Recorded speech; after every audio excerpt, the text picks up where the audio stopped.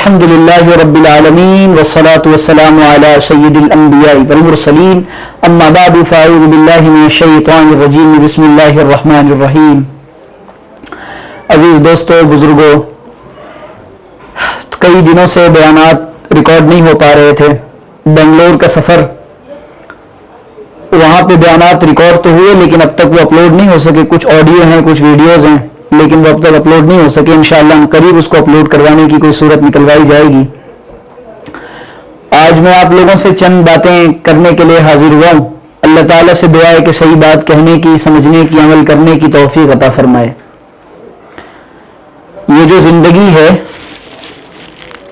زندگی میں آج کل اس بات کا بہت احساس ہوتا ہے کہ چاہے انسان یوں لگ رہا ہو کہ سامنے والا بہت خوش ہے، لیکن وہ صحیح بات ہے کہ اندر سے خوش نہیں ہوتا۔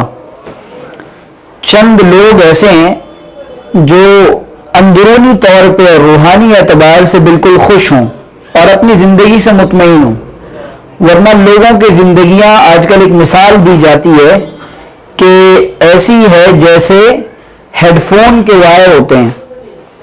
انسانوں کی زندگیاں آج کل اتنی الجھی ہوئی اور کمپلیکیٹڈ ہیں، اور ایسی زندگیاں ہیں جیسے ہیڈ فون کے وائر ہوتے ہیں۔ اتنی الجھی ہوئی زندگی ہے لوگوں کی۔ اس الجھی ہوئی زندگی کے اندر انسان کو اللہ کو راضی کرنا ہے۔ جو بات سمجھ میں آتی ہے کہ دلوں کا اطمینان اور چین لٹا ہوا ہے اور زندگیاں بالکل، کوئی انسان ایسا نہیں ملے گا جس کا کوئی مسئلہ رکا ہوا نہ ہو اور جس کا کوئی کام رکا ہوا نہ ہو۔ لیکن کچھ لوگ، آج میں پڑھ رہا تھا تو میں بڑا حیران ہوا۔ ایک بہت بڑے ماہر نفسیات، جس کو ہم سائیکیٹرسٹ کہتے ہیں شاید، اور سائیکولوجی کے جاننے والے اور ماہر، جن کے پاس کئی ڈگریاں تھیں، انہوں نے اپنی بیٹی کو گولی ماری اور گولی مار کر وہ خود بھی انہوں نے خودکشی کر لی۔ تو بات یہ ہے کہ اتنا بڑا ماہر نفسیات، جس کے پاس لوگ اپنے دماغ کا علاج کرانے آتے ہوں اور اپنی ذہنی اور نفسیاتی چیزوں کا علاج کرانے آتے ہیں، ایسا آدمی جو بہت مشہور بھی ہو، پڑوس ملک کے تھے وہ، میں نام بھول رہا ہوں، اس نے خودکشی کر لی۔ پھر ابھی چند دنوں قبل میں نے پڑھا تھا کہ ایک بہت بڑے موٹیویشنل اسپیکر ہیں جن کی سپیچز سن کر لوگوں کے ڈپریشن دور ہو جاتے ہیں۔ وہ آدمی خود ڈپریشن میں چلا گیا اور ڈپریشن کا شکار ہو گیا۔ تو رہی یہ بات کہ ان لوگوں کے ساتھ یہ معاملات کیوں ہوتے ہیں، تو دنیا کے اندر کوئی انسان ایسا نہیں ہے جو ان چیزوں سے بچا ہو اور بالاتر ہو جس کے ساتھ یہ حالات نہ آئیں۔ یہ تو اللہ تعالیٰ کی طرف سے آتے ہیں حالات، غم بھی آتے ہیں، خوشیاں بھی آتی ہیں۔ تو غموں اور خوشیوں کا نام زندگی ہے۔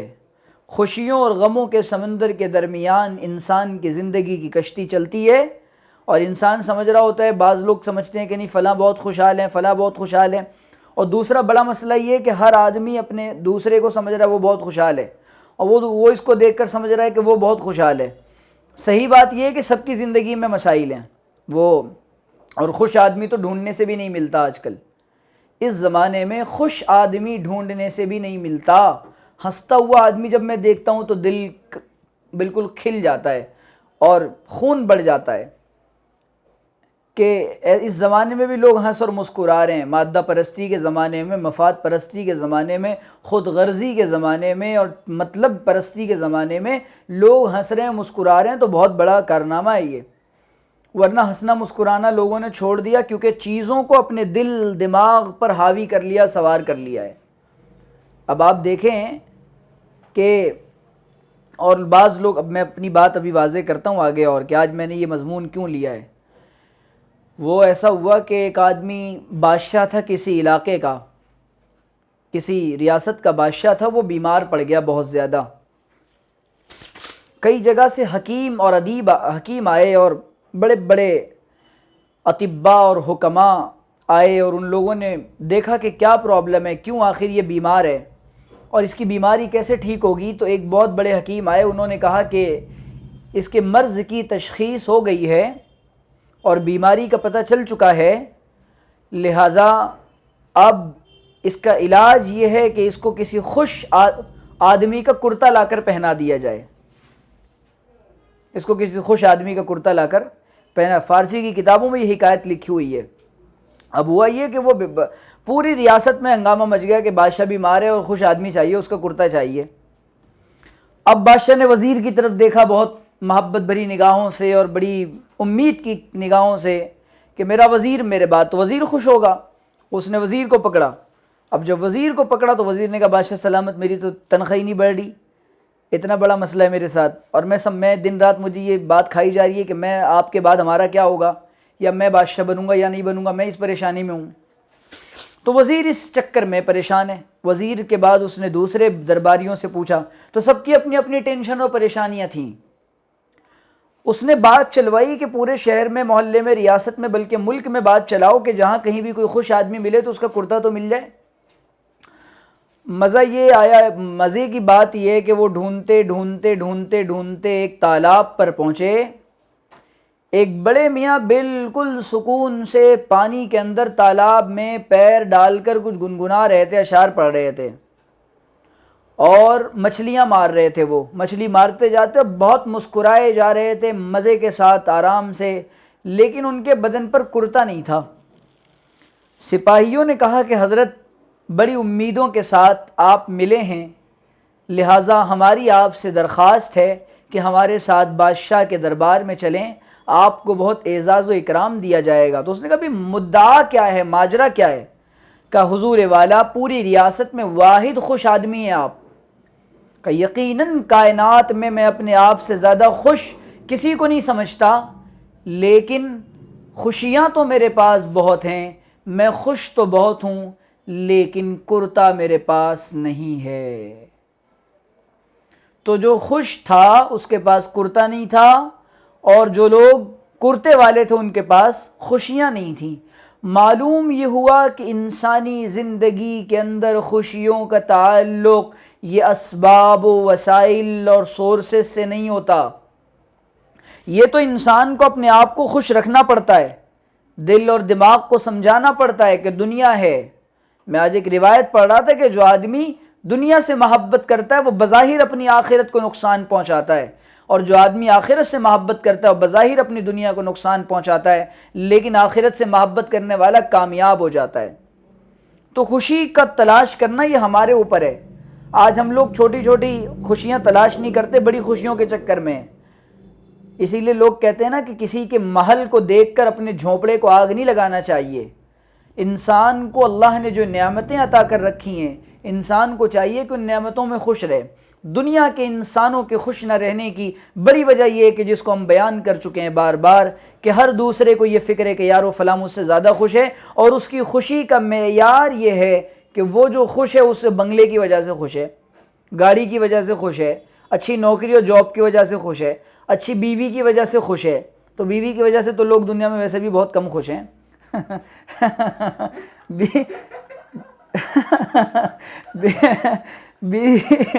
بیوی والا مسئلہ تو بہت تھوڑا سا ہے. وہ بیوی والا مسئلہ تو صحیح بات ہے کہ دنیا میں بہت تھوڑے سے لوگ ہیں جو خوش ہیں بیوی سے. تو بہرحال یہ نعمت، وہ ایک شعر یاد آ رہا ہے کہ اب ہر مدعی کے واسطے دار و رسن کہاں ہے، ہر مدعی کے واسطے دار و رسن کہاں. تو یہ نعمت کسی کسی کو ملتی ہے بیوی والی، ورنہ یہ آزمائش تو سب کے ساتھ ہے. بہرحال خلاصہ یہ ہے کہ وہ، اور ہمارے یہاں ہنسی مذاق چونکہ ختم ہو گیا. جو شرعی دائرے میں رہ کر انسان کو اللہ نے اور اللہ کے رسول صلی اللہ علیہ وسلم نے یہ کامل اور اکمل پوری زندگی ہے، اس میں ایسا نہیں غم کا مارا دکھیارا بیچارہ بن کر یوں بیٹھا رہے آدمی اور سارے غموں کا پہاڑ جو ملے وہ دیکھ کر دکھی ہو جائے کہ یار بیچارہ بہت دکھی ہے. وہ ایک آدمی تھے تو ان کے پاس جب بھی کوئی جاتا، بڑے آدمی تھے، ان سے کچھ مانگنے کے لیے جاتا تو وہ سوال کرنے سے پہلے وہ ایسا رونا روتے تھے کہ جو جاتا تھا وہ سمجھتا تھا کہ 2-4-10 ہزار اس کو میں دے کر آ جاؤں. تو ایسے انسانوں کا ریشو زیادہ ہے. جس سے ملے جناب کیا حال ہے، کیسے ہو، ہاں یار سب ٹھیک تو ہے لیکن بھائی کیا بتائیں بڑے مسئلے ہیں بھائی. تو مسائل تو قبر میں جانے تک حل نہیں ہوں گے خدا کی قسم، لیکن یہ جو اپنے آپ کو خوش رکھنا ہے. میں حضرت اقدس مفتی تقی عثمانی صاحب دامت برکاتہم کی کتاب پڑھ رہا تھا، اس میں حضرت نے فرمایا کہ نعمت کے ساتھ نعمت جڑی ہوئی ہے۔ عافیت کی نعمت اتنی بڑی نعمت ہے کہ سارا دن اس کے اوپر شکر ادا کیا جائے تو کم ہے۔ کھانا کھانے بیٹھا ہے تو کھانا کھانے کے وقت میں عافیت کے ساتھ کھانا کھا رہا ہے، یہ کتنی بڑی نعمت ہے۔ ایک کھانا تو فوجیوں کو بھی مل رہا ہے، ایک کھانا قیدیوں کو بھی مل رہا ہے، ایک کھانا جیل ہاسپٹلوں میں رہنے والے مریضوں کو بھی مل رہا ہے، لیکن ایک کھانا مجھے اور آپ کو مل رہا ہے، تو یہ کتنی بڑی نعمت ہے کہ عافیت سے، پیار محبت سے اور عزت کے ساتھ، صحت کے ساتھ اور آزادی کے ساتھ بیٹھ کے کھانا کھا رہا ہے۔ تو ان نعمتوں پر جب نگاہ ہوگی اور انسان اللہ کی دی ہوئی عطاؤں پر شکر ادا کرے گا تو پھر اللہ تعالیٰ اس کو اس میں خوشیاں عطا فرمائیں گے۔ اور آج کل خوشیاں اس لیے نہیں مل رہی ہیں کہ ہر آدمی زیادہ کی حرص و ہوس میں، قناعت لوگوں کے اندر سے ختم ہو چکی ہے۔ قناعت کا مزاج ختم ہو گیا کہ جتنا اللہ دے رہا ہے اس پہ راضی رہنا ہے۔ زیادہ کی فکر نے انسان کو بالکل غافل کر دیا۔ وہ میں ایک واقعہ سنایا کرتا ہوں ٹالسٹائی کا۔ اچھا، اور آج کل ایک اور بہت زیادہ مرض ہے کہ ہم لوگ تکلفات میں پڑھ کر، اور جس کو کہتے ہیں کہ انسان جو نیچرل چیزوں سے جب ہٹتا ہے تو خوشیاں ختم ہو جاتی ہیں، اور جس کو کہتے ہیں نا کہ وہ جو پھول ہوتے ہیں آرٹیفیشیل، اس کے اندر خوشبو نہیں ہوتی، انسان اس کو دیکھ کر اتنا خوش نہیں ہوتا، اور جو نیچرل فلاورز ہوتے ہیں اس کو دیکھ کر انسان خوش بھی ہوتا ہے، مسکراتا بھی ہے، اس کی خوشبو بھی سونگھتا ہے، لے جا کر سجا کر عزت سے رکھتا ہے۔ تو نیچرل چیزوں میں اللہ تعالیٰ نے خوشیاں رکھی ہیں، اور آرٹیفیشیل چیزوں سے انسان کو خوشیاں نہیں ملتی۔ یہ بہت بڑا اصول ہے زندگی کا۔ تو جس کو بھی خوش ہونا ہے اس کو نیچر کو بنانے والے، دنیا کو بنانے والے، کائنات کے نظام کو سجانے والے اس قادر مطلق کو خوش کرنا پڑے گا تو خوشیاں آئیں گی۔ ہم یہ چاہتے ہیں کہ آپ دیکھیں دنیا کے اندر بلینرز جو ہوتے ہیں وہ سوسائڈ کیوں کرتے ہیں۔ آج ہی میں نے بتایا کہ ایک بہت بڑے سائیکولوجی کے ڈاکٹر نے، انہوں نے سائیکیٹرسٹ نے خودکشی کر لی اور اپنی بیٹی کو گولی مار دیا انہوں نے۔ کیوں؟ وہ یہ سمجھ رہے تھے کہ بس وہ ان کی ڈیمانڈ پوری نہیں ہو رہی ہے، ان کی جو اچیومنٹس ان کو چاہیے، انہوں نے جو سوچ رکھا ہے، اپنے خوابوں میں جو محل بنا رکھا ہے وہ نہیں ان کو مل رہا ہے، تو آدمی پریشان ہو کے ڈپریشن کا مریض بن گیا۔ تو یہ جو صفت ہے اس کو اپنے اندر سے نکالنا پڑے گا اور نیچرل لائف کی طرف جانا پڑے گا۔ آپ دیکھیں کہ شہروں کے اندر رہنے والوں کی زندگیوں میں یہ اسٹریس اور دماغی تناؤ یہ کیوں زیادہ ہوتا ہے؟ شہر کی گہما گہمی، اور انسان اپنے آپ کو وقت نہیں دے رہا ہے۔ ایکسرسائز ہماری زندگیوں سے بالکل ختم ہے، بیوی بچوں کے ساتھ وقت بتانا بالکل ختم ہے، مارکیٹ جانا ہم لوگوں سے نہیں ہوتا، اور حضور کے بارے میں کہا جا رہا ہے یأکل الطعام یمشی فی الاسواق، وہ حضور بازاروں میں بھی جاتے ہیں اور حضور صلی اللہ علیہ وسلم کھانا بھی کھاتے ہیں، اپنے بیوی بچوں کے ساتھ بیٹھ کے کھانا بھی نہیں کھا رہے ہیں، رات کو دیر سے سو رہا ہے۔ تو قدرت کا جو نظام ہے، انسان جب اس سے لڑتا ہے اور اس کے خلاف کرتا ہے تو زندگی کی خوشیاں اور زندگی کا چین و سکون غارت ہو جاتا ہے۔ رات میں 3 بجے تک الو کی طرح جاگنے والی قوم، صبح 12 بجے تک اٹھنے والی قوم یہ کہہ رہی ہے کہ یار ٹینشن بہت ہے، ڈپریشن بہت ہے۔ آپ نے صبح جو اللہ تعالیٰ نے جو سورج کے ساتھ اور سورج کی کرنوں کے ساتھ جو چیزیں بھیجی تھیں اور جو عطائیں بھیجی تھیں وہ آپ نے لی نہیں، پھر آپ کا دماغ تناؤ میں نہیں رہے گا تو کیا رہے گا؟ ایکسرسائز جو کرنا تھا آپ کو، ورزش جو کرنا تھا، حضور صبح صبح گھوڑے پر دوڑ لگاتے تھے، حضور پیدل چلتے تھے۔ تو یہ جو مکمل زندگی ہے، اسلام کا جو مزاج ہے اس کے خلاف ہٹ کٹ کے کر رہے ہیں ہم لوگ ساری چیزیں۔ اور میں عرض کر رہا تھا کہ وہ تکلفات بہت آ گئے، شہروں کے اندر تناؤ اس لیے زیادہ ہوتا ہے کہ یہاں ہر آدمی اپنے اپنے میں پریشان ہے۔ گاؤں دیہات کے علاقوں میں لوگوں سے ملنا ملانا ہوتا ہے، پیار محبت کی باتیں ہوتی ہیں، لوگوں کے ساتھ بیٹھ کر چائے ناشتہ ہوتا ہے۔ تو یہ جو نیچرل لائف تھی اور لوگوں کے ساتھ معاملہ یہ کرنا تھا کہ لوگوں کو خوشیاں بانٹتے، حضور صلی اللہ علیہ وسلم نے کتنی پیاری بات بیان فرمائی ہے۔ آپ نے فرمایا بشروا ولا تنفروا، کہ دیکھو خوشیاں بانٹو اور بشارتیں سناؤ اور نفرتیں نہ پھیلاؤ۔ آپ نے فرمایا یسروا ولا تعسروا بشروا ولا تنفروا، آسانیاں پیدا کرو مشکلات ختم کرو، آسانیاں پیدا کرو لوگوں کے لیے، مشکلات پیدا نہ کرو لوگوں کے لیے۔ اور حضور اب دیکھیں آپ کے ہمارے بزرگوں کا اس میں کتنا بڑا ظرف ہوتا تھا کہ وہ جگر مراد آبادی جب حضرت اقدس تھانوی رحمۃ اللہ علیہ کے پاس، جب حضرت اقدس خواجہ عزیز الحسن مجذوب رحمۃ اللہ علیہ ان کو لے کر آئے حضرت تھانوی کے پاس، فرمایا حضرت کی شراب پیتے ہیں، حضرت نے فرمایا شراب پیتے ہیں؟ میں خانقاہ میں تو نہیں پی سکتے، میرا مکان ہے، وہ میرا ذاتی مکان ہے پرسنل، وہاں جا کر یہ پی لیں۔ تو جب رات ہوئی، تہجد کا موقع آیا اور اللہ کو یاد کرنے یہ لوگ بیٹھے، انہوں نے سوچا یہ سب میں شراب پیوں اور یہ اللہ کو یاد کریں، ایسی مبارک جگہ پر ان کی زندگی بدل گئی۔ اب اگر وہ یہ سوچتے کہ یار یہ شرابی آدمی آ گیا، اس کو کہاں سے میں اس کو جھیلوں، تو وہ تو توبہ ہی نہ کرتے۔ اور حضرت اقدس تھانوی رحمۃ اللہ علیہ کے پاس لوگ آتے تھے اس زمانے میں، گاؤں دیہات کے لوگ، تو وہ یوں کہتے تھے حضرت تھانوی کو کہ تھانوی کہاں تھانوی، وہ ہریانہ اور پنجاب کے اور میوات والوں کے لہجے میں، تو حضرت تھانوی کہتے تھے میں ہی ہوں، تو کہتے تھے تو ہی ہے کیا اتنا باریک سا، نام تو تیرا وڈا سن رکھا، تو اتنا باریک سا۔ تو حضرت فرماتے تھے ایک بار ایک دیہاتی آدمی آیا، وہ لوگ اتنی چھوٹی چھوٹی چیزوں میں خوشیاں تلاش کرتے تھے اور وہ ان باتوں کو کیئر نہیں کرتے تھے کہ یہ آدمی نے ہماری شان میں گستاخی کر دی اور ہم حضرت تھے اور ہماری عزت کو ہمارے لائق نہیں کیا۔ حضرت فرماتے تھے مجھے اس بے تکلفی میں وہ مزہ آتا ہے جو لوگوں کی آپ جناب میں نہیں آتا۔ اوور رسپیکٹ دیتے ہیں لوگ دکھانے کے لیے، حضرت فرماتے تھے مجھے اس میں نہیں آتا، یہ جو بے تکلفی کے ساتھ آگے کہہ رہا تھا حضرت بیعت کر لے ورنہ میں چلا، مرید کر لے مجھے۔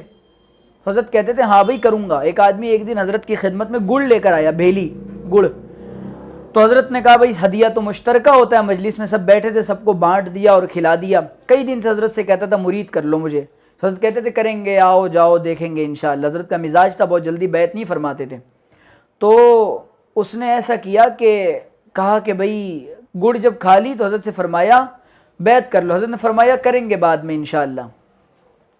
تو حضرت نے کیا کیا، اس آدمی نے کہا کہ میرا گڑ مجھے واپس کرو، حضرت نے منع کر دیا کہ ابھی نہیں کرتا، اس نے کہا کہ میرا گڑ مجھے واپس کر، تو حضرت نے فرمایا چل بھائی تجھے کرتا ہوں بیعت۔ ایک آدمی حضرت کی خدمت میں گنے لے کر آیا بہت سارے کھیتوں سے کٹوا کر، اس نے کہا حضرت یہ گنا تیرے لیے، تو حضرت نے کہا نہیں بھائی مجھے اس کی ضرورت نہیں ہے، جزاک اللہ ماشاءاللہ سبحان اللہ۔